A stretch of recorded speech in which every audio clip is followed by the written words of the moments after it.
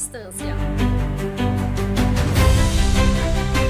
Um podcast assinado pela Estância Paraíso.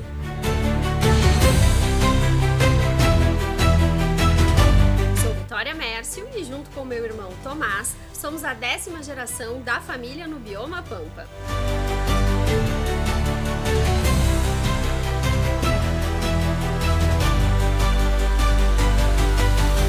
Te convido para descobrir junto com a gente as histórias guardadas pela nossa cultura tão autêntica.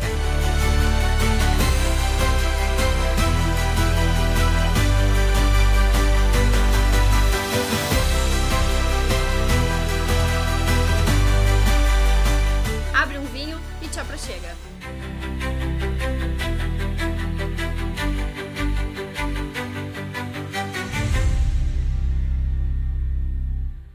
Recebemos hoje no podcast, na Estância com Tomás e Vitória, uma convidada muito especial, que eu sou fã há muito tempo, médica veterinária e pesquisadora da Embrapa Sul, Ellen Alério. Ellen, seja bem-vinda ao nosso podcast, onde a gente aí conversa sobre vários temas do bioma Pampa. Olá, pessoal, muito obrigada pelo convite, Vitória e Tomás, Tomás e Vitória, né? Estou muito alegre de estar aqui com vocês e falar um pouquinho desse trabalho que a gente vem desenvolvendo lá na Embrapa. E hoje eu vou dizer, não só te aproxega, abre o teu vinho, mas te aproxega, abre o teu vinho e coloca a tua carne na churrasqueira ou na parrilla, porque o assunto de hoje é carne. Aquela matéria-prima que é realmente a cara do Rio Grande do Sul. E a pecuária, a gente sabe, está intrinsecamente ligado à figura do gaúcho. Por isso que a gente, então, hoje vai conversar sobre carne. Mas antes disso, eu queria entender um pouquinho da tua história. Como é que tu fostes parar como uma pesquisadora de carne? Bom, às vezes as coisas, a vida vai direcionando a gente para algumas atividades que a gente nem mesmo imagina que a gente vai desenvolver. Então, a minha história dentro da Embrapa, e hoje eu faço 15 anos de casa, parabéns, né? Eu sou médica veterinária, como tu bem disseste, e eu tive uma breve história com carnes e desenvolvi estudos com microbiologia de alimentos na Inglaterra, fiz todo o meu doutorado nessa área de segurança do alimento. Quando eu cheguei aqui na Embrapa, eu me deparei com um novo desafio, né? E eu, como pesquisadora, adoro novos desafios. Então, não, agora tu vai trabalhar com carnes. E aí eu pensei, puxa, eu vou ter que me redescobrir, né? Me redescobrir como profissional. E foi essa história. Então, comecei o meu trabalho com carne ovina, entendendo, né? Bom, só para dar assim, antes disso, né? Eu trabalho com carne ovina, bovina e também, em menor escala, bubalina, tá? Então, o meu primeiro projeto na Embrapa foi falando um pouquinho sobre esse panorama da carne ovina no Brasil. Nós desenvolvemos estudos com percepção dos consumidores brasileiros de carne ovina, que a gente teve um dado muito interessante, inclusive, acho que vale a pena a gente falar sobre isso, já que é carne, né? Claro. Que a gente obteve o resultado que 12% da população brasileira nunca comeu carne ovina. E nesse projeto, além de todas essas informações, a gente desenvolveu uma série de produtos para valorizar a carne ovina, dar um novo olhar, né? Um novo olhar sensorial. Desenvolvemos presuntos crus, que é o Ramon, copas, enfim. E ao longo desse trajeto também, sempre avaliando a carne vinculada a sistemas produtivos. Diferentes sistemas produtivos, diferentes graus de cruzamento, melhoramento genético animal, e como tudo isso ia refletindo na carne. E com isso, eu fui observando, né, que existia uma demanda muito grande das pessoas entenderem melhor o que é essa carne gaúcha, o que é essa carne brasileira, o que é o que a gente produz. A carne, toda a carne é a mesma carne? Então foram drivers, são motivadores para nossas pesquisas mais recentes. E tem uma parrilla em Porto Alegre, tem várias na verdade, não é exclusivamente só de uma, mas me chama muita atenção quando eu vou especificamente nessa, que no cardápio diz assim, carne, picanha, já não lembro qual é o corte, o entrecô, não lembro mais, gaúcha e o uruguaio. E é mais do que o dobro do valor, o corte uruguaio. E eu fico olhando e digo assim, gente, é Bioma Pampa igual? Por que uma custa mais do que o dobro e a outra não? Isso é só percepção de mercado ou realmente a qualidade é diferente? Isso tem um grande marketing atrelado, né? O Uruguai, o INHA, tem um instituto, né, lá no Uruguai que desenvolve muito essa questão de comunicação, né? Quem não lembra aquele marketing que o Uruguai fez? Um bovino por um campo de futebol, né? Que as pessoas conseguiram, né, consumidores urbanos conseguiram enxergar que a questão de bem-estar, de rastreabilidade, a segurança daquele alimento quando consumido, tem garantia de qualidade, e isso tudo foi gerando um know-how para a carne uruguaia. Os uruguaios ainda falam, né? Quem trabalha com marketing no Uruguai diz, às vezes eu demoro mais tempo explicando onde que é o Uruguai do que exatamente sobre a carne uruguaia, né? Porque tem todo um marketing, a questão de comunicação que eu acho que ainda nos falta. Porque nós temos, né, uma indicação de procedência da carne gaúcha, né? Hoje denominada ali a Propampa, que é isso, animais produzidos, criados e terminados no nosso bioma Pampa. Isso não tem em outro lugar do mundo. Não, e é interessante. Eu acho que é a mesma curiosidade. Curiosidade, não, então fala, vamos ver se é a mesma coisa. Que a região da Campanha Gaúcha é a única região do Brasil que existe 2 indicações de procedência. A da carne, que foi a primeira, e a do vinho, e é uma bela junção, né, gastronômica. Exatamente. E também tem os doces de Pelotas, viu? Eu que já sou pelotense. Se a gente... Pampa também. Pampa. Exatamente. Exatamente. Olha que rico tudo o nosso ecossistema, né? Exatamente. E a gente sempre faz, né, as harmonizações, a gente faz muita harmonização dos doces de Pelotas com o IP, com os vinhos aqui do Paraíso, com indicação de procedência. E as pessoas voltam e me perguntam, tá, mas e onde eu encontro essa carne? Porque essa é uma grande questão. A gente sabe como produtor, e esse foi uma das razões, porque eu disse assim, não, eu preciso convidar a Ellen e a gente precisa conversar sobre esse assunto. Porque eu não posso falar de Bioma Pampa, de gaúcho, sem falar de pecuária, e não posso não falar de pecuária, falando de pecuária, eu não posso não falar de churrasco e de assado. Então, e a gente sabe, como produtor, que nem todas as carnes são as mesmas, da mesma forma que nem todo vinho é o mesmo. Exato. A gente pode aplicar esse mesmo raciocínio de terroir na produção de carne? Pode e deve, né? Então essa é uma bandeira que eu tenho tentado erguer, que da gente tentar trabalhar um pouco mais, que a gente que mora numa zona mais com aptidão rural, aqui em Bagé, fica às vezes bem claro pra gente que existem diferentes sistemas e que eles determinam diferentes características da carne. Mas quando a gente sai um pouquinho desse centro e a gente vai para os centros urbanos, a gente percebe que as pessoas não têm noção. Elas acham que quando elas vão no mercado e pegam aquele rótulo, aquela carne embalada a vácuo, toda a carne é igual, só que não. Todas as carnes são diferentes, é o contrário. E isso que a gente tem tentado trazer elucidar essas características, vincular com esses diversos sistemas produtivos e quem sabe um dia comunicar para o consumidor. Que essa que é a chave do negócio, a gente não comunica. Porque quando a gente explica às pessoas, tá, eu quero. E como eu sei? Como que eu sei que essa carne veio lá da propriedade de Tomás da Vitória, que são animais que são criados num sistema de campo nativo? Como que eu sei? E tu como pesquisadora, e que trabalha muito com essa interlocução com o consumidor final, acredito eu. Quais são as características e os atributos que esse consumidor final espera de uma carne na gôndola? Porque a qualidade ela é muito intrínseca de cada pessoa. Exato. E ela evolui ao longo do tempo. A gente, em determinadas épocas da vida, tem uma percepção de qualidade diferente. E como dizem, que o gosto o paladar não retrocede. E isso em vários conceitos. Mas como é que a gente conseguiria comunicar por atributos, por marca, pela cor, pelo sistema de produção? Raça. Que o consumidor tem considerado mais importante para a gente como produtor conseguir atender ele? São vários pontos, né? É uma pergunta bastante ampla. São muitos pontos. Assim, de forma bem simplista, o principal ponto de atributo de qualidade que as pessoas buscam é maciez. Tá, esse é o primeiro. Da onde vem a maciez? Genética.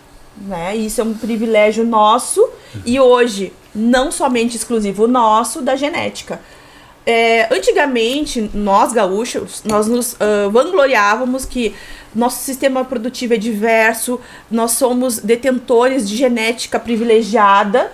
Hoje, gente, isso não é realidade. Se tu sair aqui do estado, vai pro Brasil Central, esse Brasil tá preteando. Por quê? Temos hoje genética Angus pesada em cima de, né, vacas Nelore, para quem não conhece, né? Então nós temos meio sangue Angus no resto do Brasil. Claro. Tá havendo uma tropicalização numa genética que antes era em clima temperado.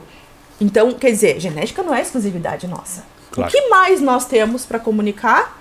O que mais, na verdade, o de melhor nós temos para comunicar é o ambiente produtivo. Como esses animais são produzidos, esse ambiente que é bucólico, esse ambiente que ele remete àquela paz do campo. Aí eu posso fazer um parênteses. Ontem eu estava numa propriedade rural e fomos lá ver os animais que iam entrar num estudo nosso de carne baixo carbono.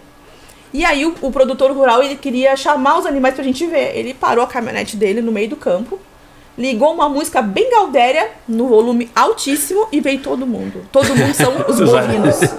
Aí eu fiquei pensando, puxa vida, olha isso aqui. Porque o pessoal que é urbano, às vezes não tem noção qual é o trato com os animais. Não, já tá praticamente um Wagyu, né?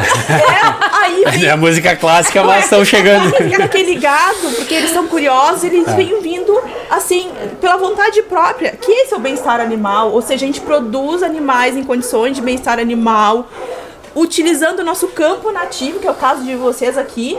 A gente não fica cortando árvore para produzir pasto, para produzir proteína animal. Ou seja, essa é a nossa maior riqueza. Mas aí, voltando à tua primeira questão, como é que a gente fala isso para as pessoas?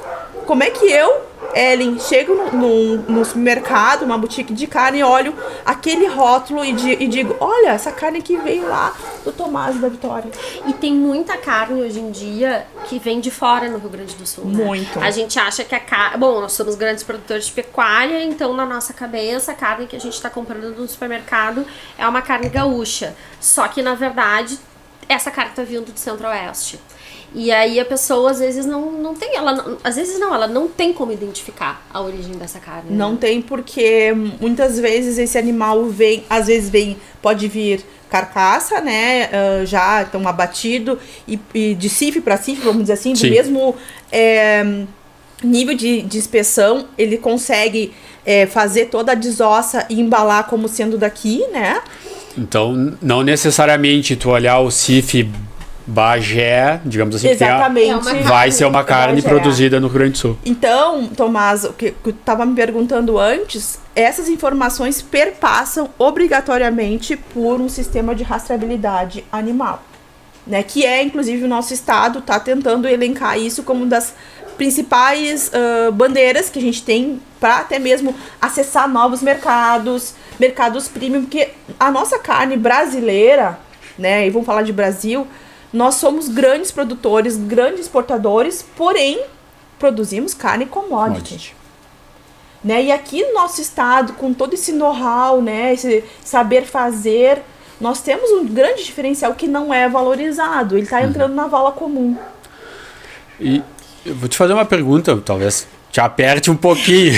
Vamos lá. Desde que eu entrei, informal, desde que eu entrei na faculdade, eu escuto, o que falta pro Rio Grande do Sul é Agora eu vou dar um disclosure aqui, que eu acho que é importante o pessoal saber, tá? A Ellen foi da banca de mestrado do Tomás, então agora a posição inverteu. Eu acho que ele ficou pensando assim, Dina, vou pegar ela. Vou apertar a Ellen pra fazer a pergunta. Não, foi na... Até depois eu ia te fazer Passou. eu ia te fazer depois até da questão, que foi a questão de carne ovina, mas a gente chega lá.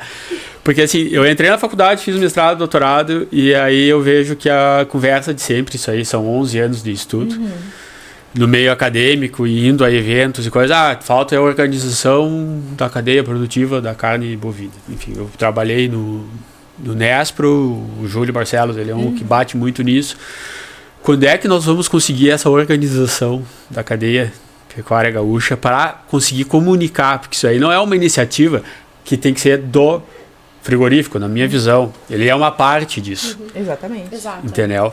Assim como no Uruguai, que tu citaste, que tem o INAC, que é o Instituto Nacional da Carne. Faltaria algum tipo de órgão promotor da carne gaúcha? Porque eu vejo que são iniciativas, às vezes, muito pontuais e que tu não consegue ter escala, ter qualidade de carne consistente. Porque no momento que tu entregou um produto, tu tem que entregar sempre aquele produto. É o que o consumidor quer. Eu comi aquela carne saborosa na semana passada e agora essa semana eu volto na gôndola e quero a mesma. Exato. Só que o problema é que é difícil. E isso é uma questão muito importante, porque às vezes eu tenho essa percepção também, Tomás, que a gente fica girando atrás da cola, assim, né? Falando bem enxulamente. Sim. Mas que algumas vezes já se pensou em trazer de volta o Instituto Gaúcho da Carne, que poderia conectar essas pontas, vamos dizer assim, né? Que foi uma demanda antiga, talvez uns 10 anos atrás se pensou em trazer de volta esse instituto. Era no período que eu estava e o Júlio participou, tentou na criação, mas no fim acabou que não saiu. Também, a gente chegou a escrever um estatuto, a gente trabalhou nisso porque vários profissionais da área identificaram isso de forma isolada, e aí as coisas vão e voltam. Hoje eu já fiquei sabendo que voltou esse assunto de novo, porque exatamente não adianta, as coisas vão e voltam, porque a partir do momento, é que nem terapia, né? O que tu não resolve, tu vai voltar e tu vai ter que resolver depois. E tu vai chamar aquilo de destino. Então assim, o produtor, o pecuarista, ele tem uma questão muito, talvez até pela história, né, do pecuarista ser o homem isolado no campo, cada um por si, né, tem esse tipo de características. O que não acontece no vinho, por exemplo, ali na serra, produz a uva, ele também vinifica e também comercializa, e tem um instituto que ajuda nesse processo, né, então só traçando um paralelo. E tem toda uma questão, assim, do perfil daquele produtor, né. O perfil do nosso pecuarista, ele é diferente. Então, ele é diferente, às vezes, ele tem um pouco de resistência, não todos, né, para incorporar novas tecnologias, ele tem dificuldade de entender a importância de um sistema de rastreabilidade, porque tudo isso que a gente está falando aqui, abertura de novos mercados, a gente desenvolver nossos produtos com valorizar as características, não desenvolver, né, porque ele já está desenvolvido, sim, mas a gente trazer à tona essas características. E aí tu falou assim, quais são as pistas de qualidade, né? Eu falei maciez, mas a segunda, e para mim, na verdade, a principal, pessoalmente, é sabor. Sabor. Da onde que vem sabor? Sistema produtivo, que o animal comeu, como ele foi tratado. Isso tudo vai simplesmente ser, não vou dizer resolvido, mas vai ser facilitado a partir de alternativas coletivas.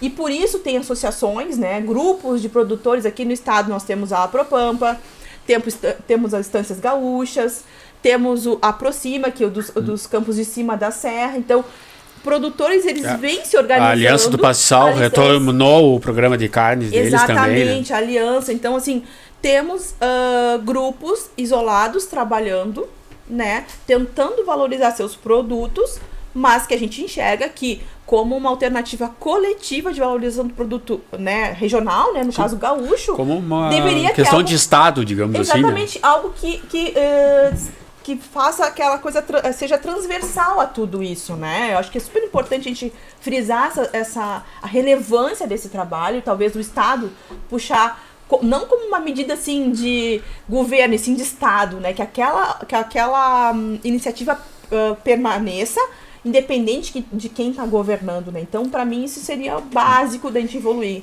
E tu sabe que, claro, a gente recebe pro enoturismo e às vezes a gente recebe muitos grupos de fora também.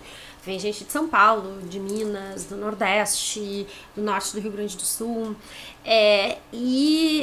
Eu nunca vou me esquecer, teve uma vez que eu tava num ônibus falando para um desses grupos e um senhor chegou e disse assim, ele olhou assim, eu vi que ele ficou olhando assim o horizonte e era um campo de pasto nativo, né, a entrada da estância, e ele olhou assim, aí ele olhou assim para mim e disse assim, mas vocês tiraram árvores, né? E eu olhei, e eu não entendi. E eu olhei e disse assim, como assim? Não captei, porque eu realmente não captei, porque na minha cabeça Pampa nunca foi mata, né? E eu digo, não, como assim, senhor, não sei se eu lhe entendi. Não, porque olha esse campo aberto aqui. Isso aqui tinha árvore. E aí eu olhei pra eles e disse, não, na verdade, o bioma Pampa, ele é campo nativo. Ao contrário, a gente colocou árvores, porque não se tinha árvores no bioma Pampa, e a gente colocou as árvores. Plantadas. Elas são plantadas, elas vieram de fora, né? Não são nativas, assim, justamente para que as raças inglesas tivessem sombra e descanso, né? Então, justamente para ver a grande riqueza que o Rio Grande do Sul tem na sua pecuária, é que é uma pecuária que já de nascença é sustentável. A gente não precisa modificar o meio ambiente ou o bioma para colocar um sistema produtivo. Não, eles são complementares. Exatamente. Né? Então, olha a riqueza disso. Nós estamos produzindo a partir do nosso campo nativo, inclusive, assim, é bem importante a gente salientar que aqui no nosso estado, o bioma Pampa representa mais da metade do estado, né? E é um dos biomas mais degradados e que a gente tem que preservar esse bioma, porque o nosso pasto nativo são as nossas florestas, né? Então, e essas florestas, né, rasteiras, vamos dizer assim, produzem carnes com características sensoriais e nutricionais muito interessantes. A gente vem estudando isso ao longo do tempo, né? E a gente vem percebendo que existe uma riqueza nutricional dessa carne, tá? Então isso tem que ser valorizado até mesmo para manter esse bioma ativo. E que hoje a gente sabe que vem vindo muito a questão da entrada, né, da lavoura, não fazendo juízo de valor, mas o bioma, todo o pasto, os animais, eles entram num sistema que se integra a isso. Então a gente está existe a flexibilização disso tudo e a gente continua produzindo carne, né? Proteína de origem animal de qualidade a partir de pasto. Sim. E quando a gente pensa nisso, né? Eu digo assim, eu sou da área de comunicação, da área de marketing, então eu sou também de um agrônomo e de uma médica veterinária. Mas sempre tendo trabalhado em indústrias de vários setores e com o vinho agora mais recentemente que já fazem 10 anos, né? mas mais recentemente, eu olho e eu digo assim, gente, meu Deus, a gente tem um produto com um valor agregado tão grande. E como é que o Uruguai, que tá aqui a menos de 1 hora, a gente pode sair daqui e tomar um cafezinho no Uruguai nesse momento, como é que o Uruguai, ele consegue acessar a Cota Hilton, ele consegue colocar a carne dele em um restaurante da capital do Rio Grande do Sul com mais do dobro do valor no cardápio, e a gente aqui tem a mesma carne, talvez não com tanta consistência ou volume, não consegue. Então isso, do meu ponto de vista de comunicação, confesso que me gera um pouco de angústia. Muitas vezes essa carne que chega aqui é carne congelada, né? Carne resfriada, que é outra qualidade, né? Exatamente. Então, assim, e além disso, além da comunicação, que é fortíssima, existe um investimento pesado na pesquisa, né, do investimento na carne como um todo, né, da pesquisa em carne, da comunicação que a gente vem falando aqui, e principalmente eles investem muito na questão de confiabilidade, porque eles têm entrada em mercados premium, só que para eles entrarem em mercados premium, eles têm que garantir a qualidade desse alimento. Que eu vou levar essa carne lá para a Europa e eu não vou ter problema da vaca louca, por exemplo. E como é que eles levam essas características? A questão de ter a traçabilidade que eles falam, né? Então, a rastreabilidade do produto deles. Então, eu tenho garantia, né? Tenho confiança daquilo que eu estou fornecendo. Eles promovem os sistemas de bem-estar animal também. Isso é uma das principais bandeiras, porque é isso, né? Como que o animal é criado? Valorizam muito. Quase todas as campanhas de marketing uruguaias são vinculadas à questão de como é produzido. E não só isso, né? Não só na pecuária, mas, por exemplo, se o próprio turismo do Uruguai sempre é Uruguai natural. Exatamente. E aquela pergunta que eu tinha te feito, por exemplo, o Uruguai tem o Wines of Uruguai, tem o Uruguai Natural, aí tem o Wines of Portugal, todas são instituições que pensam estrategicamente o produto. E isso que eu acho que às vezes nos falta essa bandeira, né? E aí eu quero te fazer uma pergunta. Na verdade vão ser 2 perguntas, tá? Mas assim, eu há uns anos atrás, acho que uns 2 anos atrás, ou 3 até, já nem sei mais, lá em Lavras do Sul, no sindicato, eu vi uma palestra tua no palco do Sebrae X, falando sobre... No Universo Pecuária, né? No Universo Pecuária, o primeiro. Falando sobre justamente a questão nutricional da carne produzida em diversos sistemas de produção. E aí tu apresentavas vários cortes, inclusive, de carne em vários sistemas de produção diferentes. Então, 100% confinamento, pasto nativo com terminação em confinamento, 100% pasto nativo. E aí tu trazias uma outra informação que era a informação nutricional de uma coisa que eu pessoalmente acho que, assim, não que eu seja contra a carne vegetal, mas a carne vegetal não é carne, eu sou contra a nomenclatura que se dá. Então acho que tem que achar um outro nome, porque obrigado a achar outro nome, vamos botar os pingos nos is, né? Carne, sabe? E é muito desagradável. Eu um tempo atrás fui a Pelotas e pedi um sanduíche e era um sanduíche de pastrame. E aí eu comi o sanduíche e disse, nossa, mas que textura, que gosto estranho, não sei o que tem com esse pastrame? E eu fui olhar, eu dizia, que coisa estranha. Não era pastrame. Era pastrame vegetal. Aí eu falei, assim, aí eu perguntei pra menina, eu digo, olha, eu não sei o que era, não, é pastrame. Eu falei, tu tem certeza? E ela disse assim, tem, olha aqui. Eu falei, não, mas isso é pastrame vegetal, isso é uma carne vegetal. Ela, tá, mas é pastrame.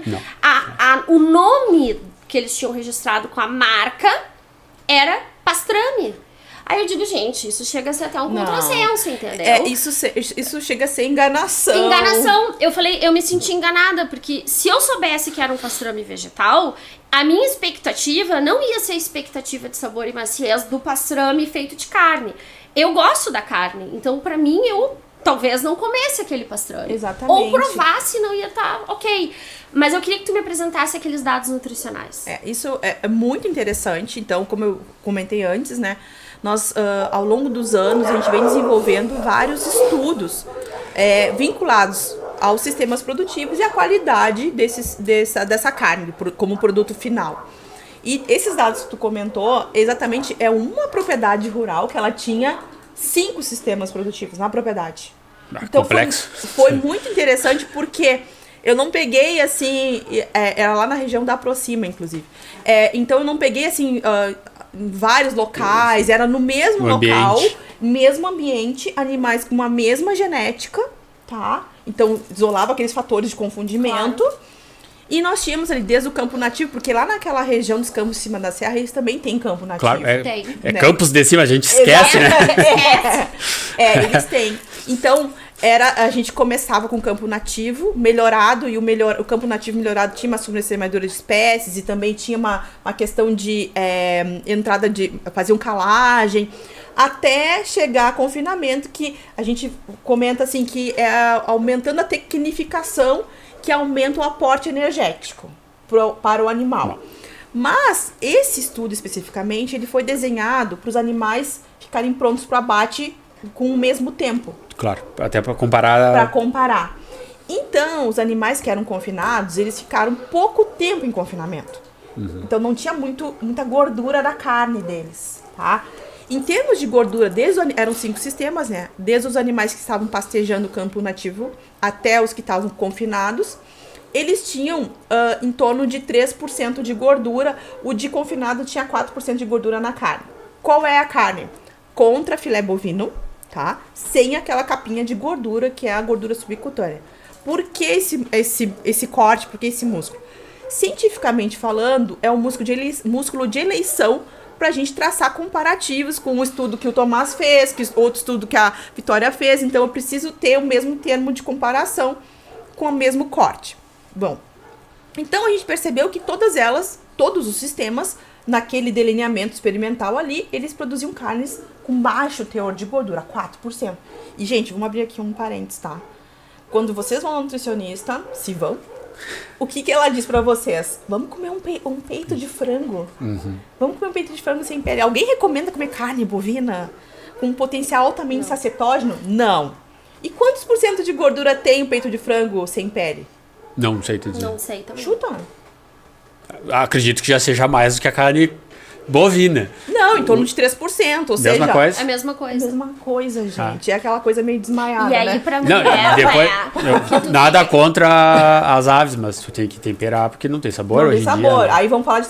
Não vamos falar nas aves, vamos deixar elas lá, mas só pra traçar um comparativo do que é o desconhecimento, tá? Mas enfim, voltando à questão do teor de gordura, a gente olhava aqueles dados. Nossa, sistemas diferenciados produzem carnes com baixo teor de gordura e similares, vamos dizer assim, entre si. Não tem muita diferença estatística. Mas a gente começou a avaliar no detalhe, Tomás. Tá, só ressaltar, é sem aquela capa de Sem gordura. a capa de gordura. É a gordura da carne mesmo. Com aquela capa de gordura mais que dobra o valor, tá? Só Tá. pra título de conhecimento. É que aí tu tá comendo gordura e não carne. Exatamente. Exato. Tá? E também porque é muito difícil a gente... Pessoal, não, só que a gente tá uma parênteses, vocês vão escutar bastante cachorro nessa vez, que o pessoal tá lidando com cavalo ali, então a cachorrada tá mais ativa hoje. E aí agora tá a filha da Ellie andando a cavalo ali, por isso que... Passando aqui na frente. Tá adorando só pela carinha dela. Mas então, voltando ao assunto, produzimos carnes com baixo teor de gordura, né? O contrafilé. E aí, a gente começou a olhar no detalhe, mas o que diferencia esses sistemas? Fomos olhar a configuração, ou melhor, os tipos de gordura dessa carne. Porque o que a gente olha é o teor total de gordura. Mas, cientificamente falando, existem tipos e tipos de gordura. Exato, da mesma forma que existem tipos de colesterol. Né? Exatamente. Então, quando a gente começou a ir com a lupa ali, a gente percebeu que, mesmo com baixo teor de gordura nessas carnes, com teores similares, aqueles animais que eram terminados em sistemas pastoris, eles tinham uma configuração, né, a composição dessas gorduras mais benéficas para a saúde humana, mesmo com baixo teor de gordura daqueles animais confinados. Então, os animais campo nativo melhorado, pastagem cultivada, interessantíssimo, com um perfil ótimo de gordura. Porque o pessoal comenta muito, né? Ômega 3. Ômega 3. A relação. Eu lembro A que me relação. chamou muito a atenção do ômega 3, porque eu disse assim, gente, todo mundo fala tem que comer ômega 3. Aí o que os nutricionistas dizem? Não, carne nunca é um indicativo pra te ter como fonte de ômega 3, digamos assim, saudável. Vai pro peixe, vai pro salmão. Aí quando eu olhei aquilo, eu disse assim, gente, isso aqui tá praticamente um salmão. Porque que acontece? O pessoal valoriza muito o peixe e também, aí tá, não é peixe. Peixe não é todo peixe, né? Uma coisa, o salmão selvagem, outra coisa, o salmão cultivado. Exato. Então, por que eu acho que também existe muito desconhecimento das características do nosso produto? E claro, tem um teor menor de ômegas do que, no caso, os peixes, né? Peixes de água fria, né? Os peixes mais gordurosos.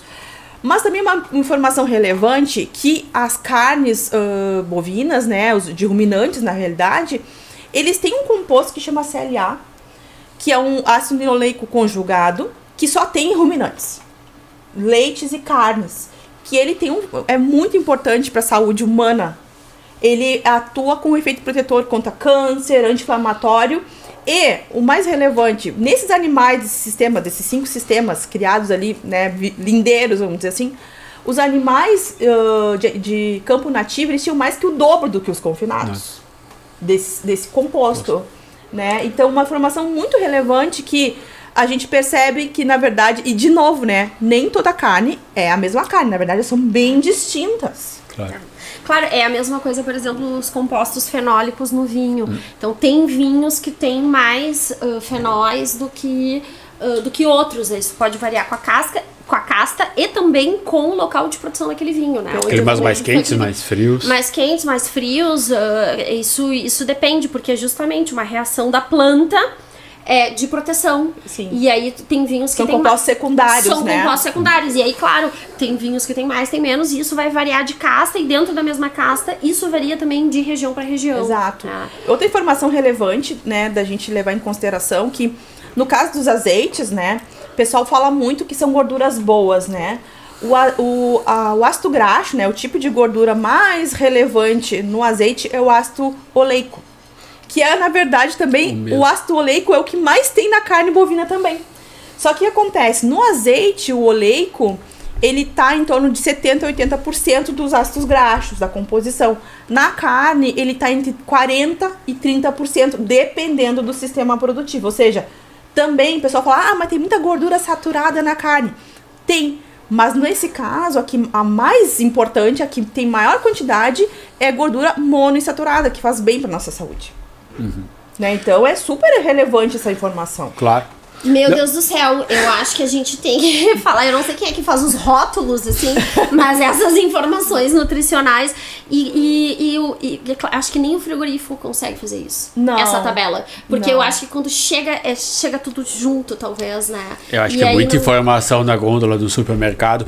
E também eu acho que talvez a formatação da gôndola ela não é a mais propícia também para valorizar a luz branca, aquela, sabe?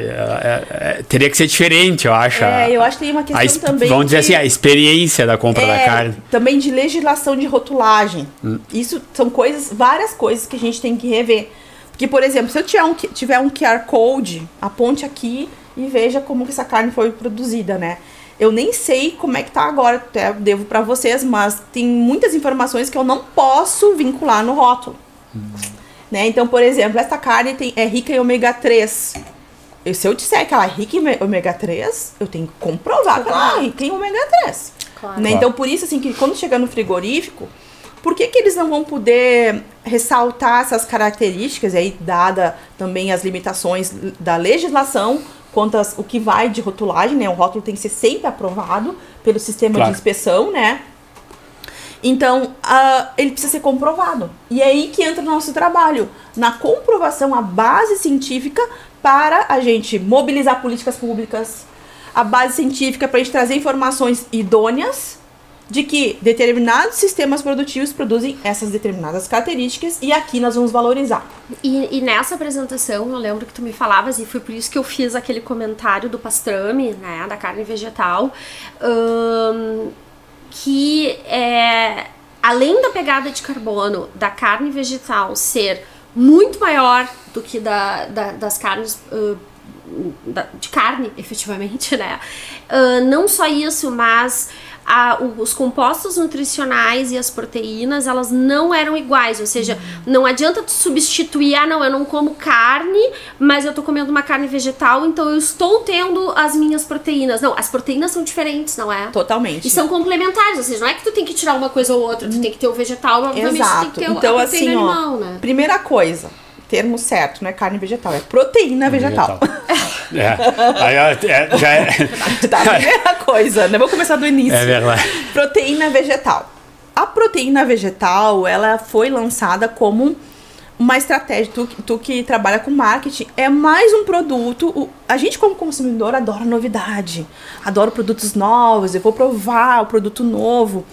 Ele tem um label muito forte, assim, um rótulo muito forte, a bandeira é proteína vegetal ou carne vegetal saudável.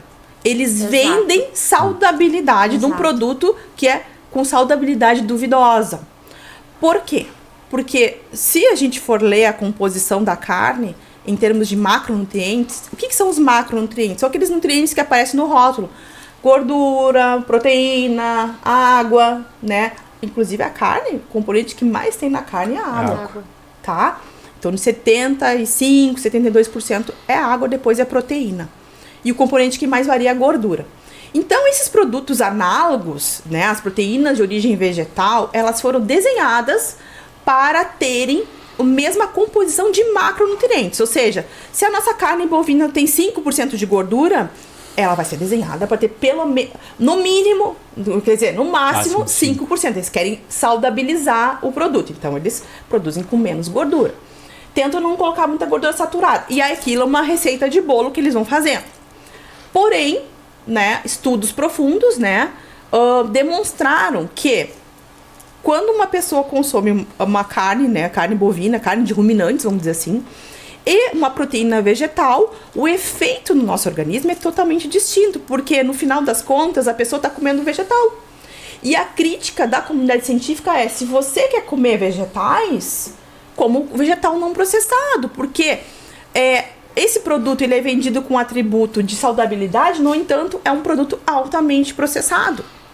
Claro. Ele é um ultraprocessado. Exatamente, ele é ultraprocessado. Ele vende saudabilidade sendo um ultraprocessado, que é justamente o que a gente Aí não é um pode tiro comer, no pé, né? é uma incoerência, porque as pessoas querem comer esse produto preocupados com a sua saúde, no entanto, é um produto que não tem características de saudabilidade, né? E a carne, e aí eu faço uma autocrítica, né? Nós, como técnicos, nós somos péssimos comunicadores, a gente não tá aí na rua levantando essa bandeira que carne é saudável, por que é saudável? Não adianta eu dizer só que a carne é saudável, eu tenho que demonstrar cientificamente essa saudabilidade, porque esse pessoal aí, eles estão vendendo esses produtos como saudáveis. E as pessoas acreditam, entendeu?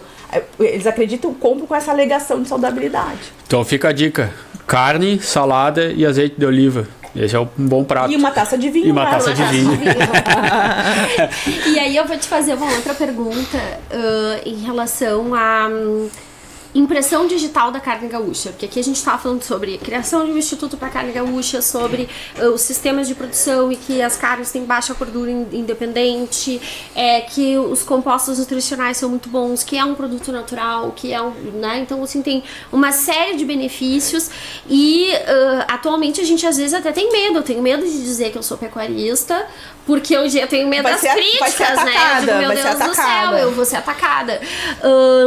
Que na verdade, assim, a gente tem aqui um sistema de produção de campo nativo, com bem-estar animal, com todo todo um sistema muito diferente, mas que a gente fica às vezes até com receio de mostrar e de comunicar para as pessoas, porque tu nunca sabe efetivamente o que tu vais receber de volta.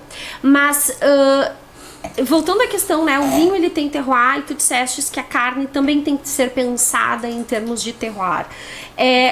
Qual é a impressão digital da carne gaúcha? Porque eu sei que tu tem um projeto exatamente nesse aspecto. Então, com base nesse incômodo, esse incômodo que a gente vem vivenciando, né, que a carne tem sido vilanizada, a produção de carne tem sido vilanizada. As pessoas também não sabem que tem distintos sistemas de produção dessa carne, né? E aí eu vou fazer um outro parênteses, que muito desse esses equívocos vem porque se divulga muito os sistemas americanos e os sistemas europeus, que, né, realmente derrubaram árvores, produzem com uma base altamente intensiva. Eles não conseguem produzir animal o ano inteiro, que a gente tem uma característica importante. Exato. A gente não tem nevasca, a gente não tem, né? Então, assim, nós temos um sistema super eficiente que hoje está casado com outros sistemas de produção de alimentos. A gente produz alimentos com alto valor nutricional. Então, com base nesses equívocos todos, e aquilo começou a me incomodar um dia, um chefe de cozinha amigo meu, inclusive, o Márcio, lá do Bistrô Pelotense, ele disse: Helen, tu tinha que falar mais. Eu comecei a explicar pra ele várias coisas. Ele disse assim: guria, tu tem que botar isso na mídia, tu tem que falar mais. Aí eu disse pra ele: mas, Márcio, eu sou pesquisadora, eu só vou falar aquilo que eu consegui comprovar com os meus dados. Então, aí isso foi um mote, né, do nosso estudo. O que a gente fez? Então, nós submetemos um projeto, né, na FAPERGS, que ele foi aprovado, que é para prospecção nutricional e metabolômica das carnes gaúchas. O nome é super complicado, mas eu vou tentar traduzir. Não, eu achei ótimo. Assim, a impressão digital da carne gaúcha eu achei fantástico aí, porque na verdade é isso, né? É a impressão digital da carne gaúcha. Por que é impressão digital? Porque tudo aquilo que o animal vive durante, né, seu tempo aqui no campo, vamos dizer assim, vão impactar em forma de compostos químicos na sua carne. Fica um registrinho ali. Fica um registro químico daquilo que ele fez. Ou seja, ele comeu aquele pasto, ficou lá um registro químico que ele comeu aquele pasto. Ele passou por um determinado sistema tem o solo, deixa um registro químico ali. Então, o que a gente quer vir? O que é essa impressão digital? Nós vamos estabelecer, então, com base de técnicas altamente avançadas, laboratoriais, tá? Todas essas características que os sistemas produtivos têm, né? Então, os itens zootécnicos, a questão dos gases de efeito estufa, que a gente está casado com o projeto da minha colega Cristina Genro, tá? Que até ontem a gente teve essa semana aí em várias propriedades, né? Selecionando propriedades que vão participar dos nossos estudos, que nós estamos casando essas informações de tudo isso, todo esse modo de produção, o que vai nos resultar em termos de compostos. E aí a gente está falando de mais de 300 compostos. A gente vai poder valorizar compostos que sejam mais saudáveis ou não. Quais são as características que a gente pode ressaltar? Então, como o produto desse projeto, nós temos 2 dimensões. Uma dimensão para o consumidor, que é a questão de educação do consumidor, demonstração científica, né, das características nutricionais para as pessoas comerem sem culpa. Nós queremos atuar também divulgando, né, diferentes sistemas, como eles repercutem, né, até mesmo isolando ou identificando biomarcadores com compostos bioativos que nas carnes tem, né, e a gente pouco fala disso.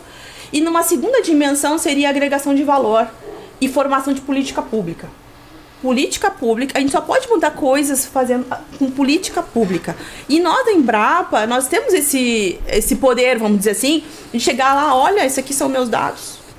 Quero, né, elaborar, quero, né, tratar de uma política pública de facilitação do consumo. Nesse nosso projeto, nós temos 4 matemáticos, que nós vamos fazer toda uma parte de aprendizagem de máquina, inteligência computacional, que a gente vai dizer assim, ó, lá na propriedade do Tomás e da Vitória, os animais são criados assim, o solo é assim, o sistema de terminação assim, eles ficaram tanto tempo no pasto, comeram alguma suplementação, nananana. E as características da carne são essas. Os ácidos graxos são esses, os aminoácidos são esses, os biomarcadores são esses, não sei o quê. E aí a gente vai ensinando a máquina. E ela vai dizer assim, ó, como que a carne produzida lá cumpre com as necessidades diárias de determinados nutrientes. Isso é fantástico. Então a gente vai poder valorizar nutricionalmente, Claro. vai dar subsídio para o produtor elevar essas características, selecionar sistemas que promovam características nutricionais superiores e também tentar vincular isso com o animal já em vivo ainda. Porque isso tudo a gente faz com a carne, né? Sim. Mas se a gente puder, né, com o sangue, coletando sangue do animal e dizer, olha, esse animal aqui tem características que vão ressaltar lá, vou poder comercializar essa carne. É que na verdade isso até causa uma disrupção, porque o que acontece? Se tu tem todos esses dados, essas informações, e tu tens um consumidor que quer este produto, o que a indústria vai fazer? Nossa, eu já tenho aqui a comprovação de que eu tenho um produto assim e eu tenho um público consumidor que é assim, ela vai se reorganizar para poder atender essa demanda, né? E aí, claro, a questão de políticas públicas, por exemplo, a Ellen chegou aqui, a primeira coisa que eu fiz, eu já levei ela para ver ali, eu digo assim, Ellen, olha, é um gostinho de especial, porque a gente acabou de receber todo o material do Smart Farming, daquelas, né, as instâncias inteligentes, digitalizadas, né, que justamente colocar um brinco eletrônico para que a gente possa ter mais de 100 medidas quando a gente vai pesar um animal vivo, aquilo ali não fica só pesar, registrado, né? Tratamento sanitário, Exatamente. alimentação, Todo o histórico do quem animal. é pai, quem é mãe, enfim, todo esse controle que tu tira o controle do grupo e sim, tu passa a ter um controle individual. Exatamente, Exato. porque isso é uma informação relevante que a gente percebe também nos estudos que a gente conduz ou que a gente observa, né? É que existe muita variação individual dentro do mesmo grupo de animais. Às vezes os animais são criados juntos no mesmo potreiro, tem a mesma genética, mesmo pai e mãe. Sei lá, pai e mãe não, né? Pai. Exato. Pai, bom, importante. Não, se é de um animal de genética, pode ser pai e mãe, se é uma transferência de embrião. Sim, só nesse caso, né? Mas aí já é um nível mais avançado. Mas enfim, a gente percebe que tem muita variação individual. Por exemplo, a característica de maciez. Característica de maciez é algo assim, ó, que a gente faz no laboratório, né? É algo que é muito variável, né? Então, assim, todas essas características vão nos ajudar a desenhar estratégias futuras. Porque ainda ontem alguém me disse assim, o Japão tá vindo negociar com o Brasil para compra de carne. Eles vieram vieram aqui fora. Não pra comprar carne, mas vinho. Aí eu fiquei pensando, e o que será que o Japão vai pedir como pré-requisito pra venda pra compra dessa carne? Então quer dizer assim, nós precisamos, mínimo é rastreabilidade, sabe? Então assim, e se a gente puder, a minha crítica é, vamos vender para o Japão qual carne? A commodity ou a premium? A gente pode vender a premium, né? Pois é. Às vezes o meu ponto, assim, quando a gente tá falando dessa questão é o seguinte, quando a gente tá falando de Rio Grande do Sul o Rio Grande do Sul, assim como outros estados, como por exemplo Minas Gerais, e que eu entendo que já está mais avançado nessa trajetória de trabalhar com produtos de alto valor agregado de território, de terroir, como queijos, o café, cachaça, até o próprio vinho que eles estão fazendo agora, por causa da tropicalização da vitivinicultura, que é uma coisa de climas temperados. E aí é importante ressaltar, né? Tanto a tropicalização do vinho, como essa questão toda de tropicalização de uma raça britânica, gente, isso é altamente inovador. E a gente não fala nisso, né? Assim, o quanto que o Brasil tem de inovação na área de agronegócio é uma coisa absurda. É mais divulgado. Eu acredito que as pessoas iam ter uma visão assim completamente diferente do setor, né? Esse ano, para quem não sabe, né, o Brasil vai receber a COP30. Um dos objetivos, até mesmo a Embrapa é parceira, né, de trazer um pouco da realidade, demonstrar a realidade do agro brasileiro. Por quê? É isso, né? Pessoal, os americanos acabaram com as florestas, a Europa acabou com as florestas, e eles estão de olho na gente. E até mesmo por uma barreira comercial, né? Fala-se muito do jeito de produção do Brasil, que desmata, né? Só que a gente sabe hoje, vocês são produtores rurais, né? O quanto que o produtor rural ele é demandado, o quanto que ele responde, né? Legalmente, vamos dizer assim, por preservar o meio ambiente, né? Então, assim, eu acho que certos eventos, nesse caso aí, a COP talvez traga à tona um pouco mais, comece a elucidar um pouco mais que o Brasil tem diversos sistemas. Aí eu vou entrar, vou te fazer uma outra pergunta. Temas polêmicos. Já passamos pela parte da proteína vegetal, agora vamos chegar em outro tema polêmico. E claro, existem grupos, por exemplo, como a Aliança Pastiçal, que é o do qual a gente faz parte, que é um grupo de produtores conservacionistas do bioma Pampa, onde para fazer parte mais de 50% da propriedade tem que ter sido sempre bioma Pampa pasto nativo, né? E da Estância Paraíso é assim, tem muitos produtores, eu nem sei o número. Mais de 300 propriedades hoje em dia. E quantos hectares, tu sabe? Deve estar, passou dos 300 mil já. É muita coisa. 300 mil hectares de bioma Pampa conservado em áreas particulares que não são áreas de preservação pela legislação obrigatórias, né? Ou seja, assim, e por que isso é possível? Por quê? Porque o match do bioma Pampa com a produção pecuária é perfeito. Eu digo assim, gente, aquilo é aquela paixão que vira amor e que vai ser um casamento pra vida inteira, né? Aí eu quero entrar nessa questão de sustentabilidade, de pegada de carbono. A gente pode dizer que essa carne ela é carbono positivo? Como é que é esse ciclo de carbono? É sustentável? Carbono não é negativo. sustentável? É positivo, é um problema. É um problema. A gente tem que captar o carbono pro solo. Exatamente. Aqui o carbono negativo é o positivo. É o positivo. Exatamente. Ainda bem que eu tenho uma veterinária do meu lado. Como é que é essa questão de sustentabilidade na pecuária? Assim, a pecuária que a gente faz no Rio Grande do Sul. Então, assim, a base de tudo, nossos estudos, então, de novo, citando a minha colega Cristina Genro, né, que ela tem trabalhado muito com isso, os dados dela e da equipe, né, nossos dados, né, demonstram que aqui no nosso estado, né, principalmente aqui nessa região de Bagé, nós temos que tudo é o balanço, porque muitas vezes o pessoal fala assim, a pecuária emite. Claro, o bovino emite. Porém, existe uma questão, quando vocês forem ler sobre metano, gás de efeito estufa, se o pessoal só falar nas emissões, vocês já fiquem desconfiados, porque o que a gente tem que levar em consideração? O balanço. Ou seja, os bovinos, eles emitem, porém, eles retêm, eles ajudam a fazer esse balanço de carbono, esse fluxo de carbono no solo. Então, é muito importante ver o balanço. Então, o balanço ele é negativo, porque toda atividade pecuária no solo ajuda a fertilizar o solo, as raízes das plantas ficam mais longas, quanto maior a raiz das plantas, mais ela ajuda a absorver o carbono no solo. E o próprio pastejo do bovino faz com que a planta cresça, e aí é fotossíntese, quinta série, entra carbono para o solo. O que não pode? tá? O que não pode? Isso eu já aprendi com meus colegas. E aí eu tô falando pelos meus colegas. O que não pode? Campo rapado. Sobre a pastejo.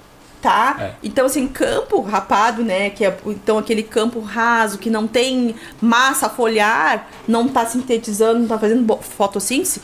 Esse aí sim o balanço ali vai ficar complicado, porque tu tem que ter um sistema equilibrado. E aí nesse sistema também olha como as coisas são complexas. Eu não posso ter um campo rapado para não estar emitindo mais do que retendo, né? Não estou ciclando bem. E nesse campo rapado eu não produzo bons animais. E nesse campo rapado eu não produzo boa carne. Os animais vão ficar mais magros. Ou seja, tudo conversa com tudo. São coisas totalmente conectadas. Não, e o interessante é que o ótimo produtivo, muitas vezes ele está linkado ao ótimo ambiental. Exatamente. Muitas vezes não, praticamente sempre. Exatamente. Aquelas curvas, quando a gente faz as intersecções, cientificamente falando, o melhor da produção é onde está no melhor da conservação do ambiente. Exatamente. Não são antagônicas as coisas. São ciclos mais rápidos, né, da produção animal. Então, assim, vocês vejam que é muito mais complexo. E muitos dos dados que ficam dizendo, né, que o Brasil emite muito metano, que o Brasil, o balanço, né, não tá legal de carbono e de gás de efeito estufa, enfim, no ambiente, vem de sistemas, não são dados locais. Brasileiros, digamos. Brasileiros, não são dados, são estimativas. Com base, por exemplo, na nossa população de bovinos, o nosso sistema de produção, eles fazem projeções que não são as reais. Isso tudo complica. Claro. Então, o que está sendo feito agora? A própria Secretaria do Meio Ambiente aqui do Estado promoveu, né, fez um edital, uma chamada pública para projetos, né, não sei se 2 anos atrás, talvez, não vou mentir para vocês, que eram 5 projetos altamente relevantes para o cálculo do balanço energético, toda a parte das emissões e do balanço dos gases de efeito estufa no estado. Um deles é aqui na Embrapa de Bagé, que é o da nossa colega Cristina Genro. E tentando vincular isso com os selos de carne, baixo carbono, carbono neutro, e uma novidade que é o carbono nativo. Então, que são sistemas que eles estão fazendo toda a parte da coleta dos gases e vincular essas propriedades com selos. Hoje, quem detém esse selo é o Marfrig, né? Então, tem um contrato com a Embrapa, que aí agora vai ser lançado na COP, inclusive, a carne em carbono neutro. Então, ele já sai do frigorífico com o selo. Então, isso é uma riqueza de informações, que está sendo construído, né? Eu tô olhando assim, eu já tô com um plano de ação, um plano estratégico aqui pra carne gaúcha. E cabe Enfim, eu não continuei a minha trajetória acadêmica e de pesquisa, mas cabe ressaltar a importância e a competência dos profissionais que tem, tanto na Embrapa, nas universidades, e pesquisas de qualidade sendo feitas no Brasil. Tu não precisa ter fontes americanas ou europeias, australianas, porque não deixa nada a desejar. Nada. E pelo contrário, a gente precisa gerar dados nossos, porque um dos mercados atuantes hoje são os de crédito de carbono, né? Então, por exemplo, o produtor precisa ter essas medidas reais dos sistemas para poder trabalhar essa dinâmica. Mas quando me vem com essa conversa de carbono, eu pergunto, mas qual é o teu balanço de carbono? Exatamente. Como é que tu vive, o que tu deixa de produzir para... Aí normalmente a coisa complica para a pessoa que está falando. Porque assim, tu tem que ter dados para te entrar nesse mercado aí. Então são coisas que são atividades, são pesquisas, linhas de pensamento que estão assim, altamente relevantes e que não tem como a gente voltar atrás. E tem uma questão que eu acho muito assim, importante a gente ressaltar, né? Que é a questão geopolítica do alimento. Ou seja, o Brasil ele é um grande produtor de alimento, tanto de proteína, quanto de vegetais, quanto de tudo que possa imaginar. Ou seja, ele tem um papel extremamente relevante nesse jogo de xadrez global, onde às vezes a gente nem está pensando na importância dessa segurança alimentar, e que tem países que gostariam, nossa, meu Deus, de ter, assim, eu não diria nem metade, mas um pouquinho só do que a gente tem. Então, quando a gente fala sobre esses assuntos, a gente sempre tem que tomar muito cuidado. Qual é a fonte que tá falando e que dados são esses? Quais são os interesses envolvidos? E os interesses envolvidos, né? Porque é aquela coisa, né? Talvez nós fôssemos crianças, e vocês também, mas o Brasil era um grande importador de alimentos. Sim. Né? Então, a gente importava leite em pó, a gente importava carne, a gente importava tudo. Talvez hoje, um dos produtos que a gente ainda continua importando seja o trigo, e o trigo está sendo tropicalizado. E assim, a gente continua importando o trigo por uma questão também política, porque na verdade teve todo um trabalho de desenvolvimento genético, acho que na era pré-Embrapa, que foi realizado aqui em Bagé mesmo, pelo sueco, pelo avô pelo avô da Raquel e das gurias agora. Me falou, não sei o que é Becker, Pessoal da Beckman, sobrenome, mas tá me vindo sobrenome. Vou ficar devendo, peço desculpas à família. Agora eu vou atrás do... Edmar depois Beckman. Coloca ali. Porque ele fez um trabalho fantástico, que se esse trabalho tivesse tido continuidade... Até o trigo a gente... Exatamente, então são atividades, são projetos, dados relevantes e que fazem com que a gente tenha que seguir em diante. Então, existe muita barreira comercial com o Brasil, porque, veja, o Brasil é um país continental. Alimentar a população brasileira e também suprir o mundo de alimentos não é uma tarefa fácil, tendo que aumentar a produtividade sem expandir a área. Exato. E o Brasil tem esse potencial pelas questões de clima. Desculpa te interromper, não sei se eu vou estar pronunciando certo, mas é o geneticista Ivar Beckman. Ivar Beckman. Então, assim, nós temos um grande potencial. Esse tema que tocou, acho que é super relevante, porque sempre vão ter interesses por trás, né, desses acordos, até mesmo da falácia. E, de novo, a proteína vegetal, né, eles têm um alto interesse que as pessoas não queiram mais consumir carne, porque... todo esse negócio da carne vegetal, a proteína vegetal, carne de laboratório, é um negócio altamente lucrativo. Claro. Tem muitas pessoas investindo dinheiro, e vou dizer pra vocês, o negócio não tá levantando voo como eles imaginavam. Então, eles precisam dar lucro. Tem muito investidor, eu frequento muito congressos de alimentos, né, tecnologia de alimentos. E aí, uns anos atrás, essas proteínas alternativas e tal, era algo assim, altamente promissora, vai solucionar todos os problemas. O ano passado eu estive no Congresso Brasileiro de Ciência e Tecnologia de Alimentos. Aqueles mesmos grupos que estavam super empolgados lá atrás com a carne de laboratório, agora estão sendo super... singelos. Sim, olha, realmente... né? E é bem mais complicado. Se tu tivesses assim que propor, vamos supor, tu tá aqui numa reunião com o governador, com o presidente, com o ministro da Agricultura, secretário da Agricultura. Tu não vai me colocar três ações, três políticas públicas pro Rio Grande do Sul, tá? Não vou te colocar a nível Brasil, mas né? Acho que a gente tá nesse foco aqui de produzir bioma pampa e produzir carne com valor agregado, para que a gente possa ter o mesmo valor que os nossos vizinhos aqui do Uruguai, que estão a menos de 1 hora aqui de distância. Então, se eu tivesse que propor 3 políticas públicas para mudar a pecuária no Rio Grande do Sul, quais seriam elas? Bem complicado, né? Eu só te fiz pergunta difícil. É bem complicada. Eu não sei se eu tenho 3 ou se eu tenho 2. Não, mas pode ser o que tu achas que tem que ser. O que tu achas que tem que ser. Né? Então, pra mim, é a criação do Instituto da Carne Gaúcha, né, que desse subsídio e voz para todas essas organizações pulverizadas e que ganhasse mais força pra gente comunicar tudo que a gente produz de uma forma mais...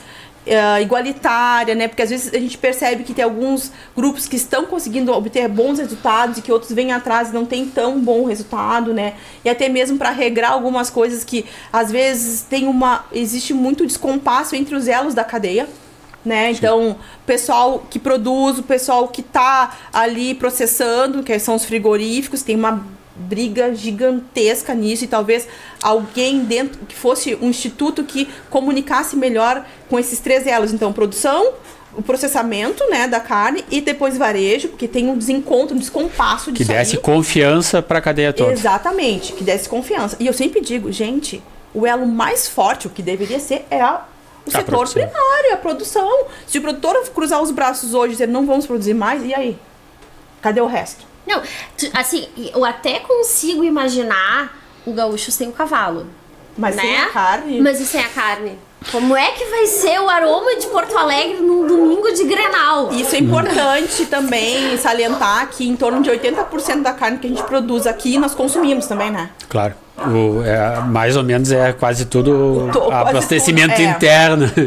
A segunda coisa que eu diria, e aí o que vocês já estão trabalhando, é rastreabilidade. Pra gente, assim, ingressar em novos mercados, nós precisamos ter rastreabilidade.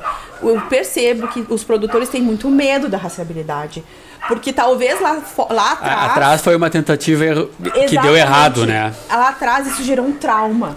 Então, tem alguns produtores que têm muita reticência em tocar no assunto, porque foi divulgado de uma forma errônea, e que isso, talvez o produtor não tenha noção do quanto que num estado funcional da rastreabilidade, isso vai abrir mercados, as coisas vão funcionar, isso seria algo super importante. Então, se a gente tiver um instituto, algo que seja de estado e não de governo, né, que eu disse anteriormente, que conecte, né, esse instituto vai conectar. Quais são as cadeiras que estão ali?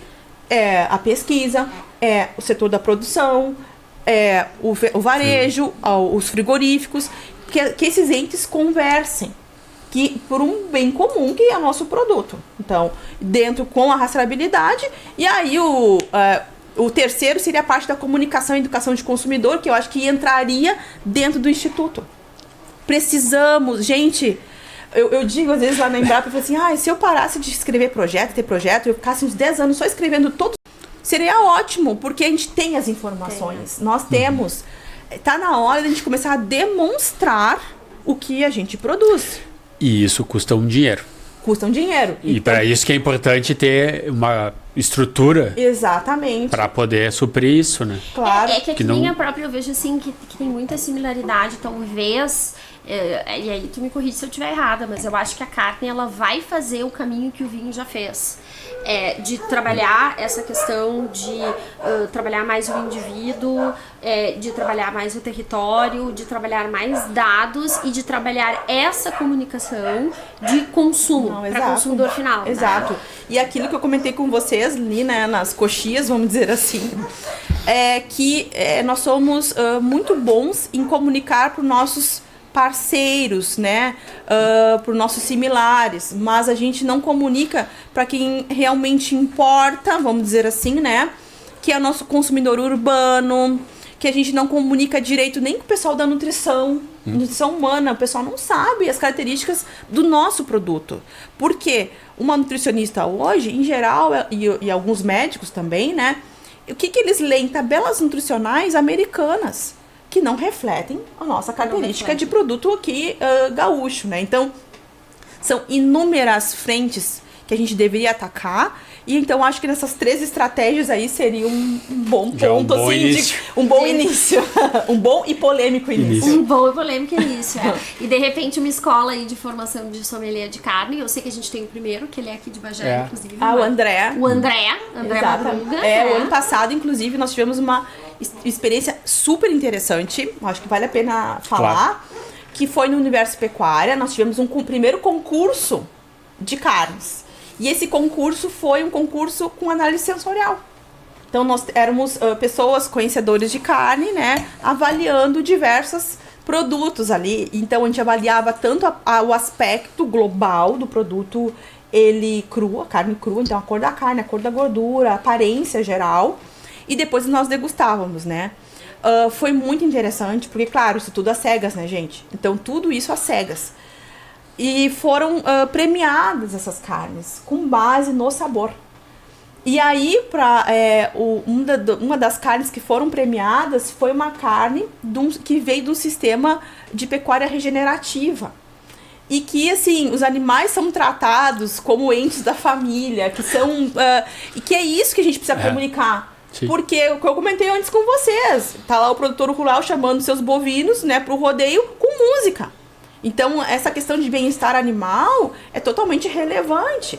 E mais uma informação importante. né? Que eu leio muito sobre quais são os drivers, o que motiva as pessoas a consumirem carne ou que não consumirem. Porque eu gosto de ser olheira da coisa do pessoal das proteínas alternativas, Claro, né? E eles têm uma pesquisa gigante com muitos respondentes, 9 mil respondentes no Brasil, tá? E lá dizia assim, ó, quais são os motivos pelos quais você não quer mais consumir carne? Aí eu pensei, vai ser bem-estar animal primeiro, né? É o que me passou pela cabeça. Não. Adivinha? Saudabilidade, ou seja, Ah, saudabilidade. O terceiro era bem-estar animal. Né? Então as pessoas estão deixando de comer carne por saudabilidade, comendo proteína alternativa, vegetal. Né? já teve o ovo, que foi o vilão. O já teve as bacon. gorduras animais, que foram café. Chocolate. Sempre tem um vilão da vez, né? Exato, então a gente tá no processo de vilania e agora, na verdade, estamos passando por essa maré e a gente quer sair dela bem. Claro. Bem, né? Vamos sair Sim, bem. até porque, são fatos, né? Assim, Não, e depois é só ver como a humanidade evoluiu também, né? Não precisa... São ondas, são ondas. São ondas, não, e a gente tá apresentando aqui fatos, né? Não é assim... Eu não sei quanto nós damos de tempo, mas eu tenho uma curiosidade, a nível mais de produtor, que pensando uma frase que tu fizesse lá atrás, que a principal característica é a maciez e pode ser várias mães e um pai. Existem características de qualidade da carne que vem mais da fêmea ou do macho, ou não se identificou isso ainda? Olha, se existe eu não sei, tá? Mas o que eu sei é que também a gente fala muito sobre genética para qualidade de carne. E uma informação muito importante, que é um dado de um grupo dos australianos, inclusive, quantos % da qualidade de carne vem o efeito componente genético? Quantos vocês acham? Chuta aí. 60%, 70%. Sei lá, 30%. 30%. 30% vem do componente genético, E ou o seja, restante? da raça, do cruzamento. 70% é efeito de ambiente. É que eu estudo vinho. Não, mas a gente teve na gira do Mundial da Brava, começou em Maçambará, e inclusive teve a palestra do Fernando Cardoso, que é o chefe da Embrapa Pecuária Sul. Vou fazer um adendo. Não. O efeito genético, no caso da palestra, era sobre resistência do carrapato, era em torno de 30% originário da genética. O carrapato, eu fiquei chocada. Aí eu tô falando assim, como produtora, obviamente eu sabia, o carrapato é importante a vida inteira, eu vi, né, tratando carrapato, aquela coisa toda. Só que eu não tinha noção, entendeu, do impacto, porque eu nunca tinha visto um número. Aí quando o Fernando apresentou um número que era de 1, não sei quantas gramas de sangue, quanto que aquilo dava no final da vida, um carrapato, e que um animal podia ter de 200 a 300 carrapatos, eu falei, sério, eu passei a gira do Brava inteira pensando no carrapato. Né? E foi um número, foi aquele 1, não sei o que ele mostrou. E que geneticamente tu pode selecionar animais mais resistentes naturalmente ao carrapato. Resistentes. E isso é uma pesquisa pioneira. No mundo, né? No Exatamente. Brasil. Então vocês vejam, né? Aí voltando, as primeiras coisas vocês me perguntaram. Não, vocês me perguntaram ali, né, quais seriam os nossos diferenciais. Eu falei da nossa genética, que não é mais o nosso grande diferencial. E que vocês vejam, compõe 30% do nosso produto final. 70% é o ambiente. E por ambiente, gente, homem incluído, né? Exatamente. Tecnologia. É assim, ó. Pessoal, tem gente que fala assim, eu gosto de comer carne, mas eu tenho uma pena que eles morrem. Falei, gente, sim, eles morrem. Porém, como que eles são abatidos? Existem regramentos de bem-estar animal, como que tu carrega o animal, como que esse animal vai pro frigorífico. No frigorífico, como que ele é insensibilizado, como é que é abatido. Tem toda uma questão de cadeia do frio atrelada, de embalagem. Até mesmo você, consumidor, é responsável por esse 70%. Porque não adianta produzir a melhor genética, melhor sistema de criação e terminação, e quando chegar lá no final, o consumidor fala, faz bem passada essa carne pra mim. Qual é o ponto? Não, fora outras coisas ilegais, né? Abigeato, enfim, toda... Então vocês vejam um universo meio obscuro que se existe. A complexidade, e eu faço uma brincadeira assim, que comer uma carne de qualidade é quase uma loteria, gente. Porque existe muitos Atualmente efeitos. Porque o consumidor não tem como escolher e o frigorífico ele não tem como separar essa informação ainda. Exatamente. E o produtor ele até produz, mas como ele também não tem a rastreabilidade, ele também não consegue passar isso adiante e ele também pensa assim, mas pra que eu vou fazer isso se eu também não sou pago de uma maneira diferente? Sempre vai entrar como sou remunerado por E depois tem o final da maneira como eu acabei cortando, mas tipo, todo o esforço pra tu servir uma carne passada é uma pena. Né? Aí tu vê que como a educação... Eu sei que gosto é gosto, gosto mas... é gosto, né? Qual é o melhor vinho? Nada assim. Gosto é gosto. Qual é o ponto da carne? Vamos terminar com essa pergunta e eu acho que é altamente elucidativa. É o ponto que eu gosto. Não. Não existe o ponto que tu gosta. Não existe o ponto que tu gosta. Quer dizer, carne... É o ponto correto. Carne bem passada é uma coisa que não dá. Essa parte, o ponto que eu mais gosto, é bem complicada na carne. Porque tu pode, como eu comentei com vocês... Do ponto de vista... Agora vamos tecnificar. Mas vocês estão me botando do ponto de vista sensorial, tem algum ponto que faz diferença? Sim.